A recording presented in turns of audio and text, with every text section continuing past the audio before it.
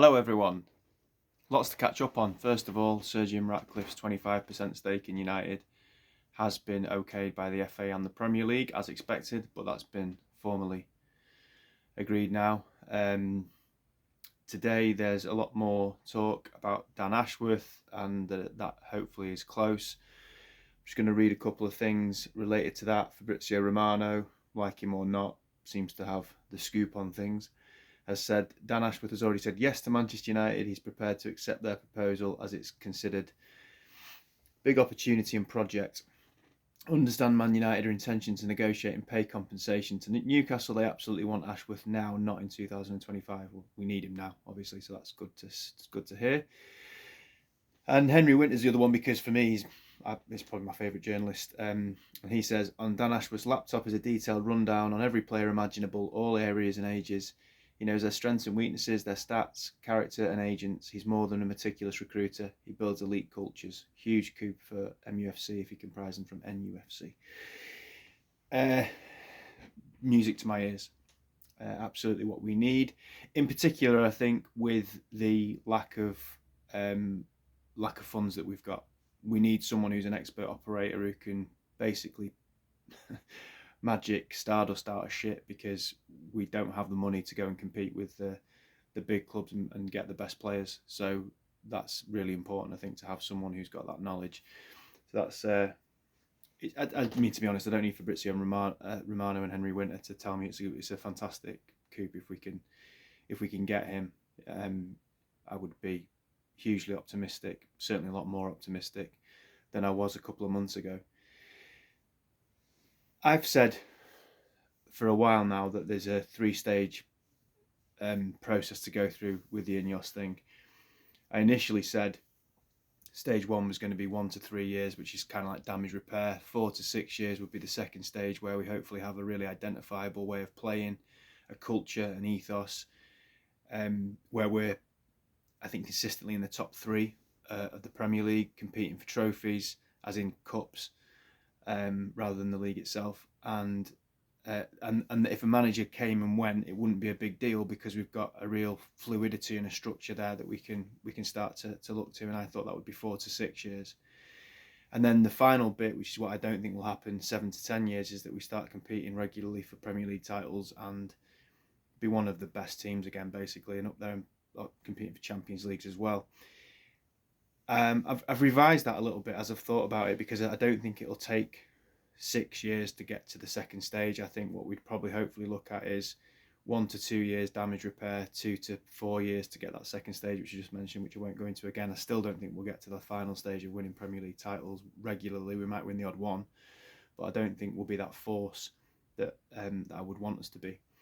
That's where I see it going. We ain't got the money to do it, and we've got cheat code down the road who can just do what they want, and unless that's severely sanctioned and they're held accountable for what they clearly have done wrong, then you may as well forget it. It's a joke. So there's at the weekend I saw both United Stand and United People's TV do look aheads. You know, what's going to happen in the next few months, what's going to happen within the next year, what's going to happen further on from that. And it's really difficult because there's so many variables to this as to how it works, and so many unknowns still, even if Dan Ashworth is the person that comes in, and let's wait and see, he's not there yet. But so much, I think, is in the very short term is dependent on how we do for the rest of this season, where we finish.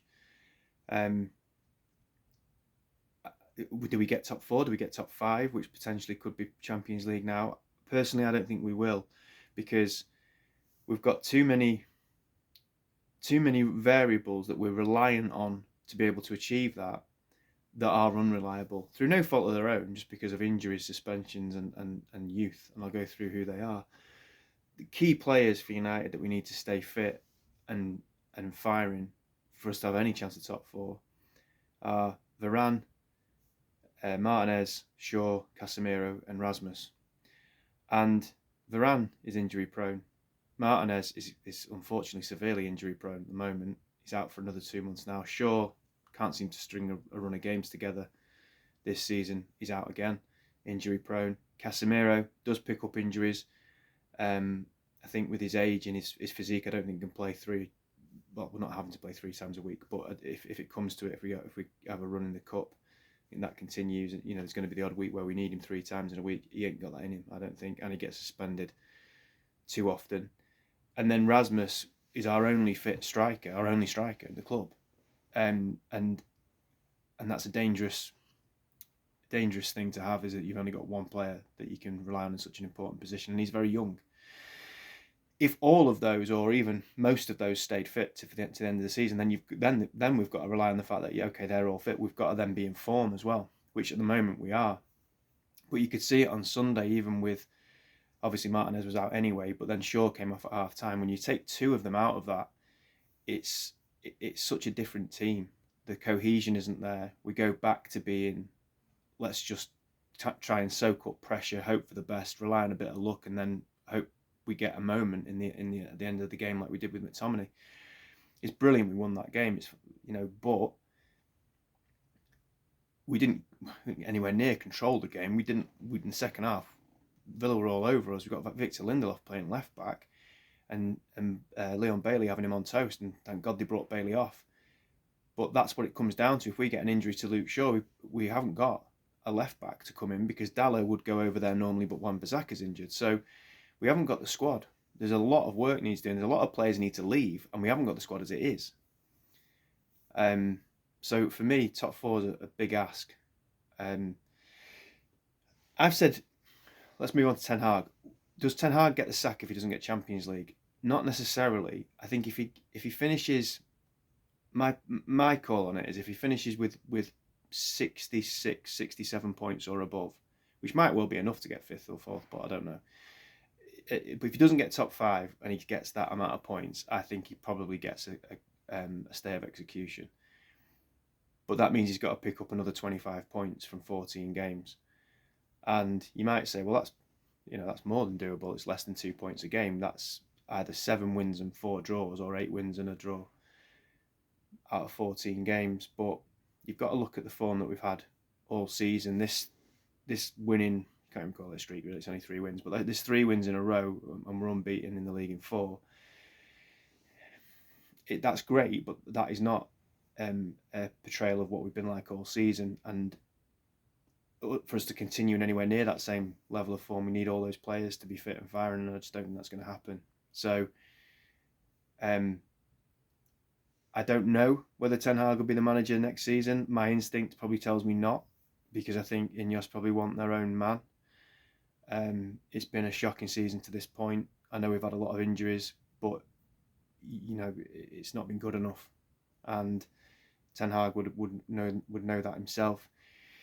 So I suspect they're almost looking for an excuse to pull the trigger, but they're not stupid. If he gets a certain amount of points, they'll keep him, especially if we do well in the cup, especially if we win the FA Cup in particular. But unfortunately, I don't think that's going to happen. In terms of what happens with players, in prediction of the summer, this cull that I think that people are assuming will come, I don't think it will. And if it happens, I think that by the sounds that are being made anyway, although you can't rely on the media, I think we're getting rid of the wrong players. The ones that are being mentioned are Wan-Bissaka, Varane, Casemiro. If we don't get Champions League, Varane's definitely going. I think Casemiro probably will as well. If we get Champions League, I think Varane will still go, reading between the lines, but Casemiro might stay. Those 2 are of huge importance to United. In that, if we haven't got the money to go and compete with, go and get, I know he's at Real Madrid, but the likes of Jude Bellingham or even Declan Rice or those types of players, we haven't got the money to go and spend £100 million on a game-changing player. And actually, we need so many players that it wouldn't make sense to do that anyway. We need to split the money and across a lot of different players. So as I mentioned in a previous video, we're going to have to do a Brighton, and it looks like we've got formerly Brighton's guy coming in, Dan Ashworth, which is perfect. But if you look at what Brighton do, they pick up players who are between 20 and 25 that are probably on the up and ready to be a Premier League player, but their final destination will probably end up being like Chelsea, United, Liverpool, Arsenal, City.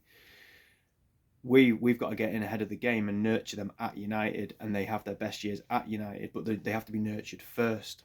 And that's where Varane and Casemiro come in. If you've got I've got no problem with that at all. But if you've got players coming in of that age and that profile, they need to walk into a dressing room with at least a couple of winners in it and a couple of role models. I don't want young players coming into a dressing room and looking at Marcus Rashford and the way he behaves, and looking at, in terms of the others, it's not so much the way they behave, but the fact that they're losers. We've got a squad full of losers. We haven't got any real winning mentality or elite mentality within that squad, and the two that really bring it are Casemiro and Varane. So if they're not there, a young player's walking into a losing environment with a losing culture, and that's really difficult. So I think you've got to have one of those two remaining. I know Bruno's he's the captain, and I really like Bruno, but he's not won anything. Martinez is a fantastic character, I think, again, but he's injured quite a lot of the time, and he's won stuff in Holland, but he's not, and he's won the World Cup with Argentina, to be fair to him. But we haven't got enough winners in that team, and I think I wouldn't just get rid of Casemiro and Varane because of their wages and age. I would look at it differently. But if we don't get Champions League, I think they're gone. So a lot depends on the Champions League. Something else I just wanted to talk about quickly is, I think it was earlier this week, there was Goldbridge did a video on Real Madrid scouting Rasmus. Real Madrid scout all the best young players in Europe. There's nothing new in that. And it brings about another potential pitfall of what's going to happen at United, in that I think we'll get to that stage 2 I mentioned earlier. I think this next year or so is going to be a finding out process, the damage repair process, and then stage 2, that in 2 to 4 years, I think we are hopefully going to be a really good team with an identity going forward, playing good football, having a certain profile of player, a certain profile of manager, something that we can all relate to and identify with. And I think that'll get us to finish in the top 3, winning League Cups, FA Cups, and doing all right maybe in the Champions League. What the problem you've got with that then is players like Rasmus and Garnacho and Mainu are going to stand out in that, because they're going to be a big part of that, I imagine. That is going to mean that Real Madrid are going to circle for players like that, because they're in the food chain. We're not where we were. They're higher up, a lot higher up than us. And what we'll have is young players who are helping us to be very good, but in their minds maybe not good enough, maybe not being able to match what they want to achieve. And Real Madrid can just come in and go, well, we can do that. We're competing for the Champions League every year. We're competing for La Liga every year. And it brings me back to something I've said a few times before. The neglect of the Glazers has caused United to fall way down the food chain in European football. Ferguson retired, it was always going to be difficult, but difficult should have never, with the position he left us in, with where we were, difficult should be fourth and third, and not winning the title maybe for a few years, which is obviously what's happened. Not the joke that's happened over the last 10 years, and how far we've fallen in terms of our status in the game. Whereas Real Madrid, they haven't had to recover from something like Ferguson retiring, but they've just carried on where they were. So if you look at Madrid in the early 2000s and all the way through the 2000s, for different reasons they were able to take our players. I think Ferguson wanted shut of Beckham, but Real Madrid signed him. I think Ferguson wanted shut of Ruud van Nistelrooy, but Ruud van Nistelrooy wanted to go to Real Madrid. And then obviously Ronaldo was a different story, because it was his dream to play for them. So they've come and picked our players off us at different times. But back in those days, particularly the early 2000s, and maybe I'm being protective of United, but I would say the only difference really between United and Madrid at that point was probably the weather, the glamour that seems to be associated with Real Madrid. And I think if you've got that mindset that you want to go and try something new, then obviously they're the ones that you would go to, because they are a massive club. But in terms of on the pitch, there was not a lot of difference between the two clubs at all. Ferguson obviously built a dynasty at United and what he was doing, a fantastic legacy that he left behind. But we were still in the middle of all that at that point. We had quality players that I think the best players in the world wanted to come and join. Real Madrid have continued to be like that, and we've fallen off the face of a cliff, off the edge of a cliff, should I say? Which is why then they can come and handpick and they're the shark, and we're the smaller fish in the sea, and they'll just continue to be able to come and pluck our players. And is the INEOS thing and Dan Ashworth and all these exciting things that might happen, is that enough then to keep hold of your best players? Because if we think about Brighton, and I think that's what we're probably modelling ourselves on because we ain't got any money, what happens to Brighton? The best players get plucked from them. Yeah, they're able to produce more, but Man United getting back to the top means we're the big boys again for me. It means we're the ones that come and we're the sharks. We're the ones that circle for the best players. And as I said, Madrid were able to get our players back in the day when we were competing with them on the pitch. We're nowhere near them now, and I don't see that stage 3 happening where United are going toe to toe with the likes of Real Madrid season in, season out. I just don't think there's the money to do it, and therefore they could come and take our best young players. And if that happens, we're always up against it. There's always a ceiling, and I think that's where it's worth just bearing that in mind before anyone gets too carried away with all this. There's a huge positive signs, and I'm gonna finish on a positive in a minute. But there's also things just to be mindful and wary of, and I think I've highlighted a few of those things there. By the way, I've not really brought Garnacho too much into the conversation because I think it's an absolute given he's going to go to Madrid. It's like Ronaldo. Garnacho will play for Real Madrid probably in his early to mid-20s. I think it's written in stone for me that will happen. Rasmus is different. That's why I've picked Rasmus as the example, because he's a Scandinavian, he's a red. It would almost be more of a loss if he went, because I think in my mind, I think he's probably more likely to stay. So if they come and get him, I think that'd be a kick in the balls for us. To finish on a positive, though, if we look at the structure as it's developing, and I'll do a proper video on Dan Ashworth as and when it's confirmed, and I hope it is confirmed soon. The structure now, if you look at the top of the football side of it, is Ratcliffe, Brailsford, and Jean-Claude Blanc as the INEOS people. Then you've got Barada as a chief executive, which again everyone in the game would say is really, really positive. And it looks like hopefully then the person in between Barada and the manager, whoever that happens to be, is probably going to be Dan Ashworth. And it's a statement. If we can get him, it's a statement, because Newcastle have got unlimited resources. They're nowhere near as big a club as United, and they never will be, and never have been, and never will be. But money talks in the modern game, and I think they're the next ones probably over the next few years anyway to challenge City. And he doesn't want to stay there, he wants to come to United. That shows the pull that we've still got, and it shows that there is something that worth investing in here if the bright young minds of the game are coming and wanting to be a part of it, which is really, really positive. And without a doubt, if you look at what we've had to put up with the Glazers over the last particularly 10 years, and how shoddy it's been, it's anyone coming in with an ounce of football sense would improve it, but these are proper operators in the game, and it's really, I can see a huge improvement coming. But I think, unfortunately, I do think there's a ceiling to it. City shouldn't be where they are. They've been allowed to, there's no way anyone can tell me. My understanding of FFP is that it's basically, in a crude way, your revenue against your wages and outgoings, basically. The revenue is doctored without any shadow of a doubt. Man City can't fill their stadium, and yet they've got a bigger revenue than Real Madrid and Man United. Pull the other one. They've cheated. It's quite obvious they've cheated. Whether it can be proved or not, I don't know. But what it's created is this Frankenstein's monster that they'll win the league again this season. They'll win the league in third gear, I think. They just come good when it matters. It's boring.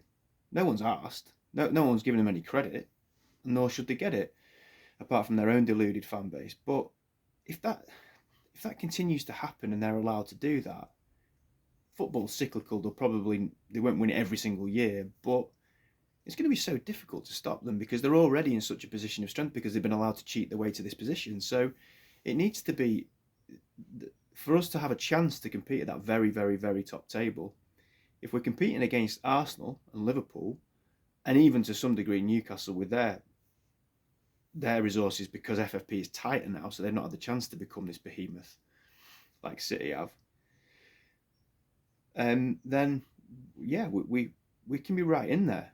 But while City are doing what they're doing, we can't compete with that because we haven't got the money to do it. So I don't want to talk about City. I don't give a shit about them, but it's relevant to what we're talking about here. On the whole, really positive, but I'd say cautious optimism. And it's yet to be confirmed yet, the Dashwood thing. So let's hope it is. But hopefully, better times ahead, and hopefully, at some point, Glazer's out.